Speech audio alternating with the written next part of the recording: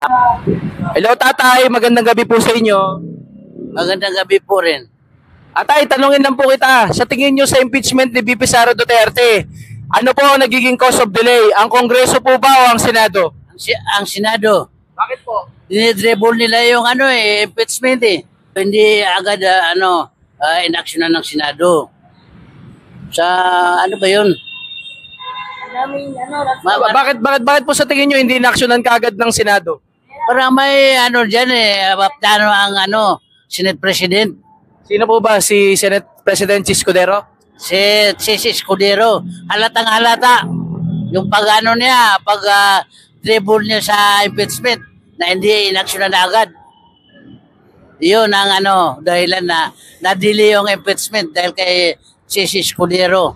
Sa tingin nyo, tay, dapat po ba na agad-agad pong gawin ng impeachment trial? Ayun naman ang sa batas. Pagpasa sa yung article sa Senado, action na agad yun ang naano ko sa batas sa pag-explain ng lahat ng mga may alam sa impeachment ang daw, action na agad yung impeachment pag tanggap ng Senado. Ang Senado hindi inaksyonan na agad, maraming kote-kote yung Senado. Halatang halata na parang dinidipisan si Sara Duterte ng Senado.